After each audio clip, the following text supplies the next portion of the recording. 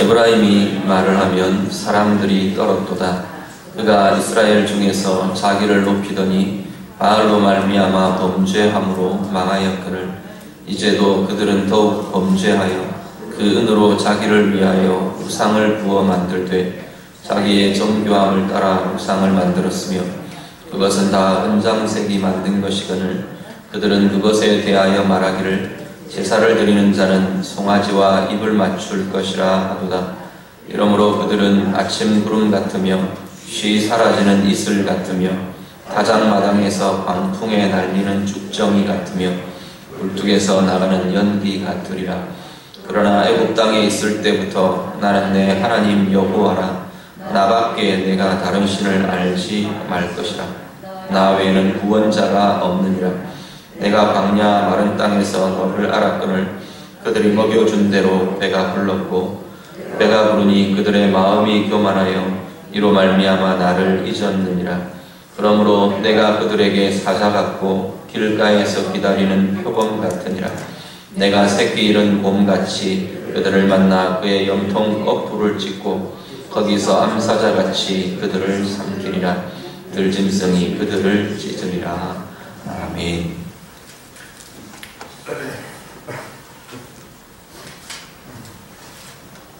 호세아 말씀, 하나님께서 이스라엘에 대한, 특별히 북이스라엘에 대한 경고의 말씀, 권면의 말씀이 계속해서 호세아 선지자를 통해서 이어집니다. 오늘 13장은 이렇게 가만히 보시면 크게 세 부류의 묶음을 우리가 볼 수가 있습니다. 근데 그 묶음의 끝마다, 마지막마다 어떤 것이 나오냐면 심판의 말씀이 등장을 합니다. 13장 전체에 3번에 걸쳐서 심판의 말씀이 제시되는데 3절에 그 심판의 말씀이 나오고요. 7절에서 8절, 9절 이후는 전체가 심판의 말씀 같아 보입니다. 그런데 특별히 그 중에서 15절과 16절 말씀, 15절에서 16절이 이 심판의 선포 말씀들로 등장합니다. 그렇게 보면 3절까지 말씀, 8절까지 말씀, 그리고 9절부터 마지막 16절까지 이렇게 크게 이 심판의 말씀들을 경계로 크게 세 부분으로 우리가 나누어서 좀 살펴볼 수가 있습니다. 오늘은 그 중에서 앞에 두 가지, 우리 8절까지의 말씀을 묵상하려고 합니다. 8절까지라는 이야기는 이 심판의 말씀으로 구분되는 두 묶음의 말씀이 오늘 본문에 연결되어 나타난다라는 이야기입니다. 1절에서 3절을 먼저 한번 보시면요. 3절을 먼저 한번 보시죠. 어떤 심판의 경고를 먼저 하고 계시는가 3절 말씀을 한번 같이 읽겠습니다. 이러므로 그들은 아침 구름 같으며 쉬 사라지는 이슬 같으며 타작마당에서 광풍에 날리는 죽정이 같으며 굴뚝에서 나가는 연기 같으리라. 아멘.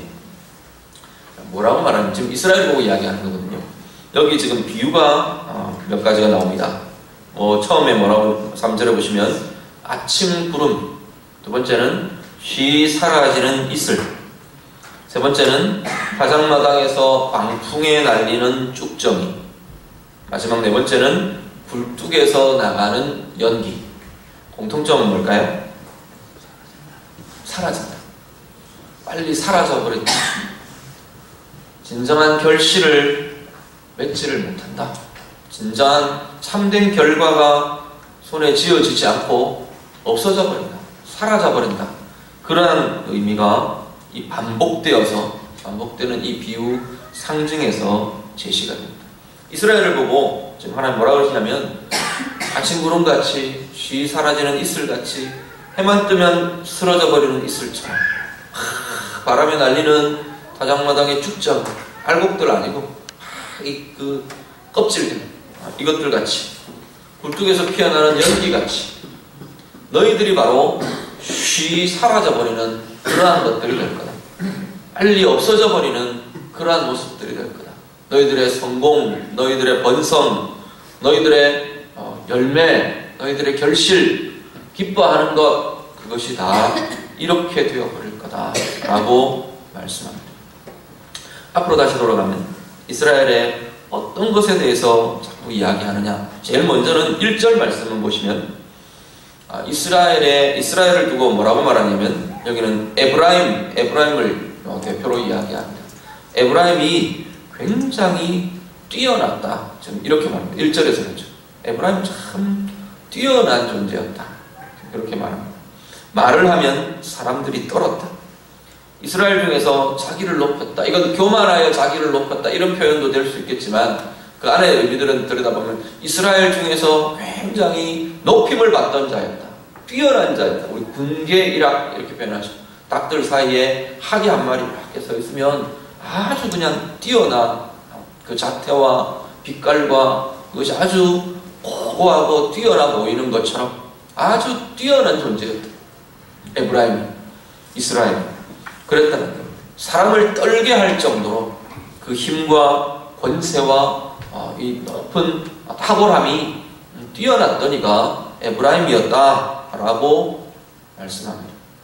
사실 12지파 중에 에브라임은 어떻게 보면 가장 복받은 지파가 에브라임이었습니다. 하나님은 12지파를 모세를 통해 이렇게 축복하실 때, 또 야곱을 통해 축복하실 때 12지파를 다 하나하나 그 특징을 들어서 축복을 하는데 요셉 지파에게 두 몫의 할당을 주십니다. 그게 에브라임과 므낫세입니다. 다른 지파들 하나하나는 그냥 한 지파의 몫만 받을 때 요셉 지파는 두 몫을 받았어요. 장자의 몫이라고 보통 이야기합니다. 장자가 아님에도 불구하고 복의 장자가 된 것이죠. 복의 계승자. 그렇게 받았는데 그 중에서도 그 복된 요셉 지파 중에서도 에브라임과 므낫세 두 지파 중에 에브라임을 들어서 복의 대표로 하나님이 세우십니다. 실제로 그 이후에 쭉 지파들의 번성함과 계수나 나아가는 것들이나 이런 걸 볼 때 에브라임은 굉장히 풍요로운 복의 대명사로 불릴 만한 번성을 누리는 지파가 에브라임 지파입니다. 이스라엘 땅을 차지할 때도 한가운데 이스라엘의 가나안 땅의 한가운데 허리의 부분을 차지했던 지파가 이 에브라임 지파였습니다. 그래서 복의 대명사로 불려지만 탁월하고 뛰어나고 그러한 은혜와 힘과 권세와 이런 것들이 뛰어났다. 그런데 2절 말씀에 보면 그들이 범죄했다라고 말합니다. 1절 하반절부터 시작하면 바알로 말미암아 범죄했다. 어떤 범죄들이 나오면 바알로 말미암아 범죄했다. 2절에 보시면 2절 한번 같이 읽겠습니다. 2절 말씀 다 같이 읽습니다. 이제도 그들은 더욱 범죄하여 그 은으로 자기를 위하여 우상을 부어 만들되 자기의 정교함을 따라 우상을 만들었으며 그것은 다 은장색이 만든 것이거늘 그들은 그것에 대하여 말하기를 제사를 드리는 자는 송아지와 입을 맞출 것이라 하도다. 에브라임의 대표적인 죄로 지금 지적하는 것은 우상 숭배입니다. 그 중에서도 특별히 바알 숭배를 대표로 지금 이야기합니다. 바알로 말미암아 범죄했다. 그리고 이어지는 표현은 자기를 위하여 우상을 만들었다. 자기의 정교함을 따라 우상을 만들었다. 이 세 가지의 표현이 1절 하반절부터 2절까지 에브라임의 죄를 지적하는 내용으로 등장합니다. 바알이라는 것은 우리가 잘 아는 바알과 아세라, 그럴 때 바알상, 바알 우상, 가나안의 신으로서 숭배되던 이 바알신, 이것을 의미합니다. 그런데 이 바알이라는 이름의 의미는 주인이라는 의미를 갖고 있습니다. 결국 지금 이 우상 숭배의 핵심은 뭐냐면 뭐가 주인이냐의 문제. 주인됨의 문제 때문에 그들은 범죄했다.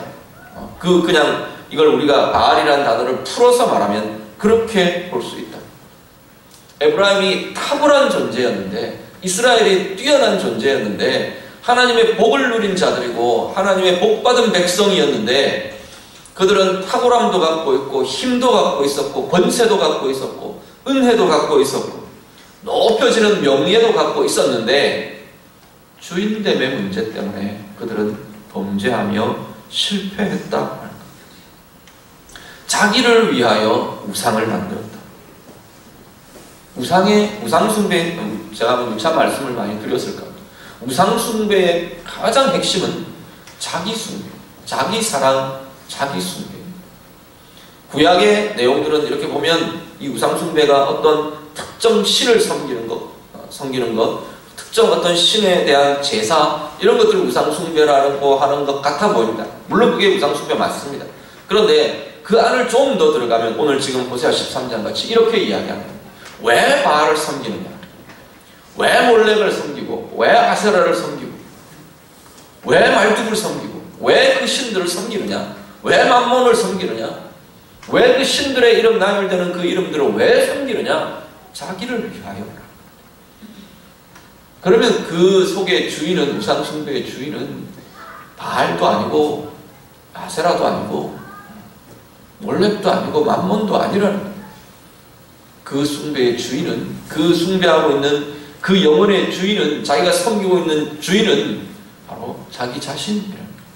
자기를 위하여, 나의 이익을 위하여, 나의 만족을 위하여, 나의 쾌락을 위하여, 나의 즐거움을 위하여, 나의 높아짐을 위하여, 나의 권력을 위하여, 나의 힘을 위하여, 나의 영향력을 위하여, 나의 명예를 위하여.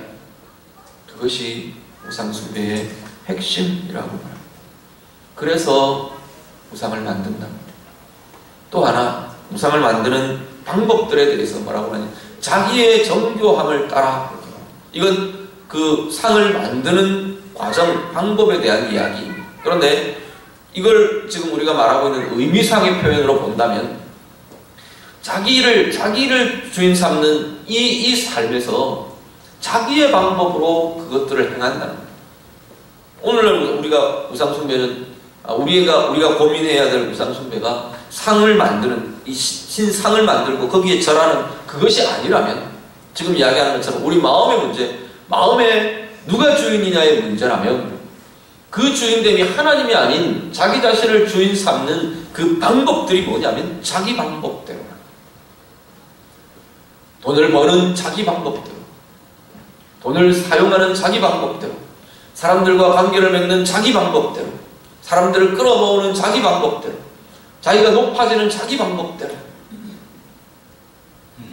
상하게도 하고, 때로는 상하게 되기도 하고, 다른 사람을 상하게 하기도 하고, 자기가 상하게 되기도 하고, 하나님을 거절하게 되기도 하고, 하나님 앞에서 숨어버리기도 하고, 여러 가지 다양한 자기의 정교함으로 결국은 하나님을 떠나 자기가 주인 되는, 자기가 바알이 되는 그 길을 에브라임이 걸어갔다. 실제로 이스라엘의 이렇게 우상숭배 내용들을 보면 하나님 계속 그 이야기들을 하십니다. 무엇 때문에 바알을 섬기느냐? 이 사람들은 자신들이 얻을 풍요 때문에 가난을 섬깁니다. 이 바알을 섬깁니다. 바알이 자기들에게 비를 준다고 믿었기 때문에, 바알이 자기들에게 풍요를 준다고 믿었기 때문에 바알을 위해서 바알을 섬기는 게 아니라 자기들이 얻을 풍요를 위해서 바알을 섬기는 거예요. 어떤 방법으로요? 자기들이 옳다고 여기는 방법.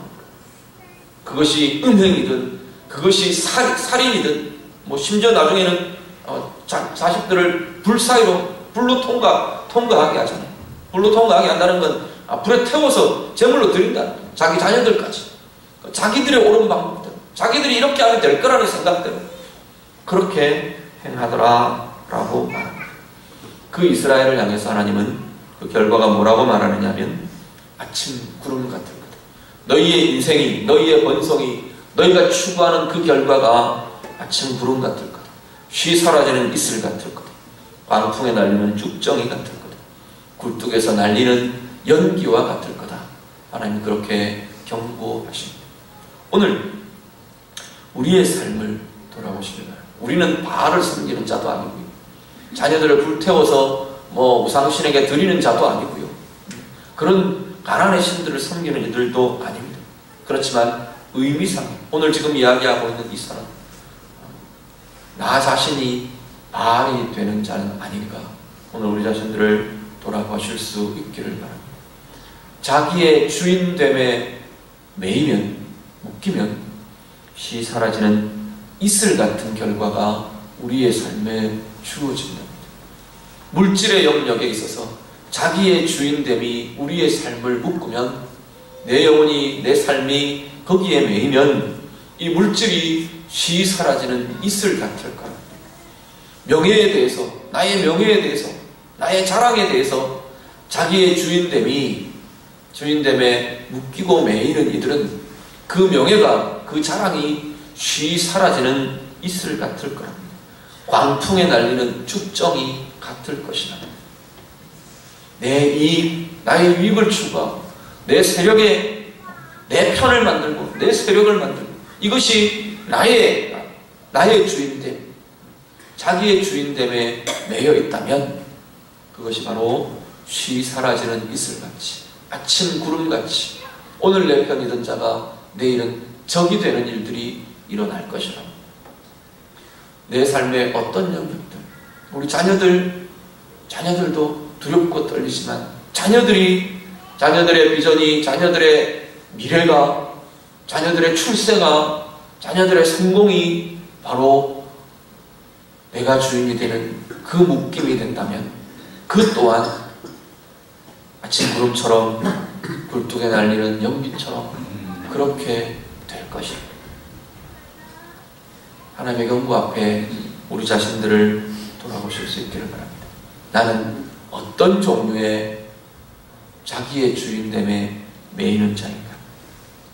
나의 이익을 위해, 또 아니면 나의 방법대로, 내 방법대로 그렇게 나에 매여 있는 그러한 모습이 우리 자신의 모습은 아닌가? 우리 자신들을 돌아보실 수 있기를 바랍니다. 해결책은 뭔가요? 진짜 주인에게로 돌아오는 것 말고는 해결책이 없습니다. 진짜 주인이 누군데요? 하나님의 주인 되심 앞에 내어드리고, 하나님의 주인 되심 앞에 맡겨드리고, 하나님의 주인 되심의 그 자리에 우리가 돌이키며 나아오는 것, 그 돌이킴이 있을 때 나의 주인됨이 놓아진 것. 이거 안 해야지. 제가 많이 반복해서 말씀드리는 것 중에 하나는 안 해야지 가지고 잘 안 된다는 겁니다. 그 중독자들 이야기를 제가 한번 드린 적이 있는 것 같은데요. 중독자들 모임, 알코올릭이나 이런 중독자들이 미국에서 시작된 그 AA라는 모임을 가집니다. 무명의 알코올 중독자들의 모임이라는, 거기 보면 그 AA 12단계라는 선언과 고백이 있어요. 그 12단계 제일 첫 고백이 뭐냐면, 나는 내 힘으로 이것을 끊을 수 없다. 나는 내 힘으로 알코올을 끊을 수 없다. 알코올 중독자들은 내 힘으로 알코올을 끊을 수 없다. 나는 내 힘으로 자기가 갖고 있는 중독에 대해서 나는 내 힘으로 이 중독을 끊을 수 없다. 그렇게 고백합니다. 그럼 뭐라고 하냐? 우리나라에서 이제 번역된 12단계 고백은 제가 그때 들어보니까 하이파워라고 고백합니다. 하이파워의 도움이 있어야 한다. 그건 말하면 절대자의 도움. 실제 원래 12단계를 처음 고백할 때는 하나님의 도움이 있어야 한다. 신앙의 고백이었어요. 하나님의 도움, 하나님의 힘이 아닌 거는 나는 이것에서부터 자유롭게 될 수 없다. 그런 고백들을 한다. 우리가 무엇인가 매이는 자리에서 우리는 자유하게 되려면 매임을 끊는 것, 매임에서 놓여나는 것, 이걸 내가 하지 않는 것, 그것만 가지고는 너무 어렵다. 너무 어렵다가 아니라 굉장히 강하게 구속되어 있는 사람들은 불가능합니다. 되는 방법은 뭐냐면 그것 대신 다른 것에 매이는 겁니다. 무엇에 매이는 거예요? 은혜에 매이는, 말씀에 매이는, 내 속이 하나님이 원치 않는 다른 것들로 가득 차 있을 때 이건 내가 버릴 겁니다. 어느 순간 버린 것 같은데 또 내 안이 채워지고 또 그것에 매이고 묶이고 그것이 자꾸 반복되잖아요. 그것을 정말로 계속 멀리할 수 있는 하나의 방법은 다른 것이 내 안에 채워져요. 하나님의 힘이, 성령의 권세가, 말씀의 은혜가, 하나님을 향한 찬양이, 고백이, 그것이 우리 가운데 대신 채워지지 않고는 이게 물러가지를 않는다. 불안과 염려와 두려움과 우리들 인생 중에 굉장히 많이 부닥쳐지는 것들이 이런 것들입니다. 그것 나는 끊을 거야. 나는 이제 두렵지 않아. 나는 불안하지 않아. 나는 염려 안 할 거야. 나는 걱정하지 않을 거야. 그걸로 안 되잖아. 않을 거야. 하지만 또 어느 순간 돌아서면 또 그것이 우리를 묶고 누르고 벗어나는 길은 하나님의 은혜가 채워지는 길. 그래서 그것들이 떠오를 때마다 하나님의 함께 하심의 고백을 우리가 하는 것, 선포를 하는 것.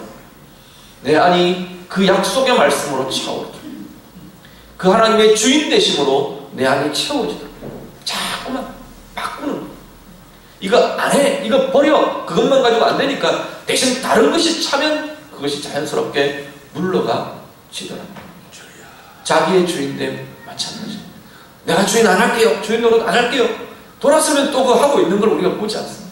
우리의 말이, 우리의 생각이, 우리의 행동이, 우리의 태도가 그거 하지 않으려면 하나님의 주인 되심이 내 안에 가득 차는 것 말고는 방법이 없다.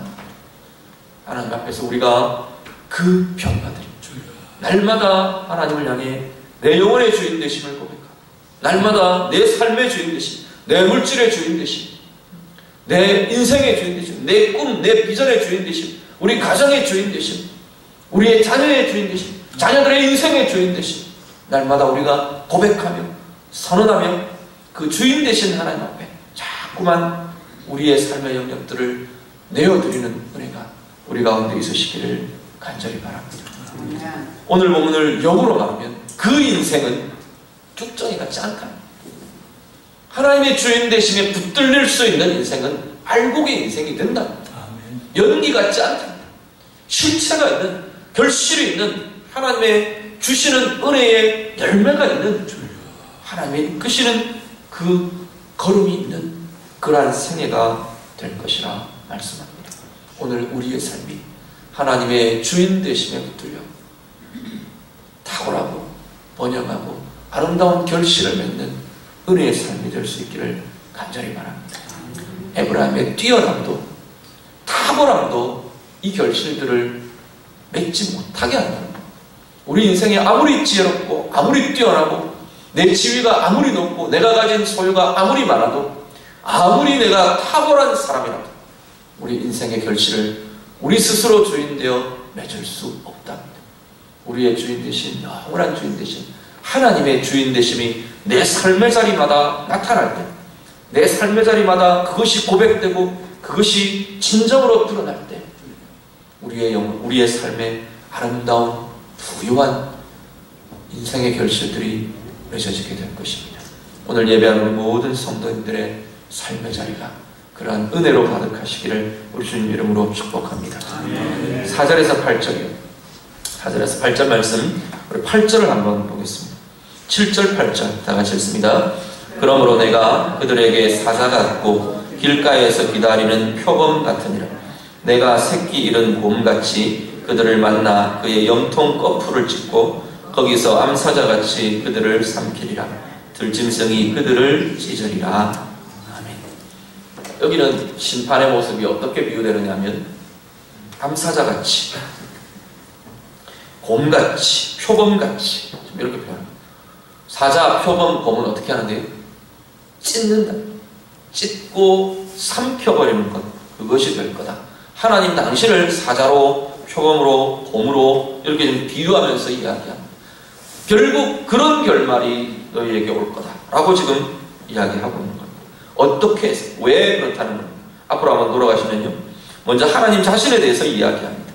앞부분 1절에서 3절은 첫 출발을 에브라임의 탁월함, 에브라임의 뛰어남, 하나님의 은혜 주셨음, 그것에서 출발했다면 오늘 여기 뒤에 이어지는 4절은 하나님에게서부터 출발합니다. 4절 말씀 같이 읽겠습니다. 다 같이 읽습니다. 그러나 애굽 땅에 있을 때부터 나는 내 하나님 여호와라. 나밖에 내가 다른 신을 알지 말 것이라. 나 외에는 구원자가 없느니라. 아멘. 하나님께서, 자, 4절은 애굽 땅에 있을 때, 5절은 광야 마른 땅에 있을 때, 애굽과 광야에서 이야기합니다. 애굽에서, 광야에서 나는 너희의 하나님이었다. 이스라엘을 향해서 하나님이 그렇게 말씀하십니다. 하나님의 행하심, 하나님의 일하심, 하나님의 존재 우리가 잘 압니다. 애굽에서, 광야에서 하나님은 이스라엘에게 어떤 하나님이셨냐면 찾아오시는 하나님이셨어요. 이스라엘이 찾기도 전에 노예 상태에서 하나님에 대해서 미처 부르짖을 수도 없던 그때에 신음하는, 고통하는 그들에게 하나님이 오셔서 그들의 형편을 보시고 모세를 보내시고 이끌어내시고 찾아오시는 하나님이셨습니다. 그리고 그 하나님은 건져내시는 하나님이셨어요. 애굽에서부터 그들을 건져내시는, 노예 상태에서 건져내시는, 그리고 그들을 먹이시는 하나님이었어요. 광야길 동안 만나로, 메추라기로, 반석에서 솟아나는 물로, 샘물로 그렇게 먹이시는 그러한 하나님이셨어요. 그리고 광야길 동안 하나님은 이스라엘에게 보호하시며 함께 하시는 하나님이셨어요. 하나님 지금 그 이야기를 하는 거예요. 내가 광야에서 너에게 어떤 하나님이었냐, 내가 애굽에서 너에게 어떤 존재였냐, 그 이야기를 하시는 거예요. 그런데 그런 하나님을 오늘 5절 말씀, 6절 말씀을 보면 그들이 먹어서 배가 불렀다. 이스라엘 안에서 그들이 배가 부르니까 두 번째는 교만해졌다. 교만해져서 세 번째는 잊어버렸다. 단계가 먹어서 배부르고, 배부르니까 교만하여지고, 교만하니까 잊어버리는 단계를 이스라엘이 걸었다고 말씀합니다. 출발이 어딘데요? 먹어서 배부르는. 배부른 것은 풍요의 상황을 대표적으로 이야기합니다. 곰핍하고 어렵고 힘들고 쫓기고 문제가 있고 목이 마르고 이럴 때는 뭐 원망도 하지만 하나님을 찾을 수밖에 없으니까 하나님을 찾고 엎드리고, 배고프니까 겸손해지고 낮아지고 뭐 어떻게 할 수 없고 마락도 하지만 그랬던 모습이 배가 부르니까 달라지더라고요. 배부르면요, 상황의 평안한 상황, 풍요의 상황, 강함의 상황, 높아짐의 상황, 이러한 상황으로 우리가 보시면 될 겁니다. 그렇게 되니까 마음이 높아지더랍니다. 앞에 이야기한 우리 1절에 3절에서 나타나는 자기가 주인이 되더랍니다. 이 모든 것이 자기로 인해 일어난 거죠. 그렇게 되고 나니까 어떻게 되느냐면 잊어버리게 되더랍니다. 뭘 잊어버리는데? 하나님을 잊어버리고, 하나님을 잊어버리고, 또 하나 어렵고 힘들었던 시절을 잊어버리고, 하나님이 주신 사랑과 은혜를 잊어버리고, 하나님의 행하심을 잊어버리고, 하나님을 잊어버리게 되었다. 다르게 표현하면 하나님이 더 이상 필요 없게 되었다. 그들의 마음에, 그들의 존재에서, 삶에서 필요 없게 되어버렸다. 그렇게 말합니다. 그 결과 하나님은 그 결과를 그냥 두고 보기 싫으시답니다. 두고 보아서는 안 된다고 여기십니다. 이스라엘의 풍요가 하나님이 원하시는 최종 목적이 아니기 때문에, 하나님이 말하시는 이스라엘을 향한 목적은 하나님과의 진정한 기쁨과 은혜와 하나님이 만드신 그 목적이 아름답게 그들을 통해 성취되는 것이기 때문에 하나님은 찢기게 하신다. 삼켜지게 하신다. 그래서라도 다시금 제자리를 찾도록 돌이켜 놓으실 것이랍니다. 오늘 우리의 삶 돌아보실 수 있기를 바랍니다. 우리는 상황에 매이고 상황에 붙들린 자는 아닌가 돌아보실 수 있기를 바랍니다. 상황이 힘들면 힘들어서 넘어져. 상황이 윤택하고 상황이 배부르고 상황이 풍요로우면 그래서 높아져서 잊어버리고, 그러한 마음들이 혹시 우리의 마음, 우리의 태도는 아닌가 살펴보시길 바랍니다. 다 그렇지는 않을 겁니다. 내 인생 모두가 다 그렇지는 않을 겁니다. 그렇지만 어떤 영역들은 이룰 수 있습니다. 물질이 윤택하여지면 물질의 영역에 있어서는 더 이상 하나님이 주인이 아닐 수 있습니다. 하나님의 긍휼과 하나님의 은혜와 내가 하나님 앞에 신음하며 기도하던 그때를 잊어버릴 수 있을 겁니다.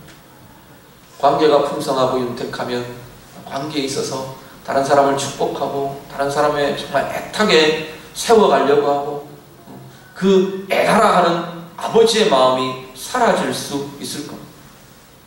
내가 높아지고 내 지위가 높아지고 어떤 형태든지 힘이 생기고 그러면 그 자리가 내가 높아지는 자리가 되어서 하나님의 주인 되심에 대해 잊어버립니다. 하나님의 행하심에 대해, 하나님의 은혜에 대해, 하나님의 긍휼에 대해, 다른 사람들을 향한 아버지의 마음에 대해 내가 잊어버리는 일들이 우리에게 일어날 수 있을 것이라. 오늘 우리의 삶을 돌아보시며 나는 내게 있는 상황에 매여 사는 자는 아닌가 돌아보실 수 있기를 바랍니다. 그 결과는 찢김이랍니다. 상황이 찢어진다. 상황에 매여 있기 때문에 하나님은 그 상황을 찢어 놓으실 수밖에 없습니다. 원인이 됩니다. 그렇게 해서라도 하나님 앞에 다시금 돌이키기를 원하시는 게 지금 이스라엘을 향한 하나님 아버지의 마음이십니다. 지금 이스라엘에게 하나님이 행하겠다고 하시는 게 지금 이 이유. 너희들이 그렇게 있으니까 내가 찢어놓겠다. 그 상황을 내가 찢어버리겠다. 이 풍요로움 때문에 니네가 나를 떠났기 때문에 풍요로움을 내가 찢어놓겠다. 이 일 때문에 너희의 든든한 안보 때문에 너희가 내가 더 이상 필요 없다고 생각하니까 그것을 내가 찢어놓겠다. 하나님 이스라엘 향해 그 이야기들을 하십니다. 오늘 우리의 삶에서 상황이 아닌 정말 하나님의 눈으로 상황도 볼 수 있고 하나님의 뜻으로 상황도 헤아릴 수 있고 하나님의 방법으로 상황도 대처할 수 있는 은혜가 우리에게 있으시기를 간절히 바랍니다. 요즘 여러 소식들을 들으면서 특별히 안보의 위협들을 우리가 좀 느끼면서 우리나라에 대한 생각도 동일한 관점에서 해보게도 됩니다. 하나님이 풍요를 주셨고 하나님이 안전을 주셨고 하나님이 여기까지 평화를 주셨는데 나라 전체로 볼 때 우리 한 사람 한 사람 그리스도의 사람들은 그렇지 않다더라. 전체 나라의 분위기와 흐름과 방향이 혹시 이런 상황은 아닐까 그런 고민들을 하게 됩니다. 흘러가는 것이 어쩌면 이 땅의 교회도 풍요에 젖어서 풍요롭다고 말하는 풍요라는 상황에 젖어서 평안이라는 상황에 젖어서 하나님 앞에 깨어있기를 우리가 포기해버리고 깨어있는 것을 우리가 더 이상 하지 못하고 그런 것이 한국 교회의 모습은 아닐까 나의 모습은 아닐까 우리의 모습은 아닐까 우리가 다시 한번 돌아보게 됩니다. 어려울 때만 힘들 때만 위협이 있을 때만 그런 것이 아니라 상황 자체를 우리 앞에 주어지는 인생의 상황 자체를 이 역사의 상황 자체를 하나님의 눈으로 보고 하나님이 원하시는 것들을 이루어갈 수 있습니다. 만약에 풍요를 하나님의 눈으로 본다면 그 풍요를 얼마든지 하나님 원하시는 것으로 사용하실 수 있을까? 내 높은 지위에서 그 지위를 하나님의 눈으로 우리가 볼 수 있다면 그 지위가 하나님 앞에 정말로 아름답게 쓰임받을 수 있을까? 다니엘처럼 권력의 핵심에 있었잖아요. 세상 제국의 핵심에 있었던 자가 다니엘 아니었습니까? 그런데 다니엘은 그 풍요에 젖고 그 지위에 젖고 그 힘에 젖어든 사람이 아니에요. 하나님의 뜻으로 하나님의 중심으로 하나님 앞에 쓰임받을 수 있었던 이가 바로 그런 하나님의 사람들이었습니다. 오늘 우리의 삶에 우리에게 주어지는 상황 내게 있는 하나님이 내게 허락하신 그 상황 복의 상황들이 하나님의 손에 붙들려 쓰임이 될 수 있다. 하나님의 눈으로 보고 하나님의 마음으로 품고 하나님의 방법과 하나님의 뜻으로 행해갈 수 있는 은혜가 우리 모두의 삶의 모습 되시기를 우리 주님 이름으로 축복합니다. 기도하겠습니다.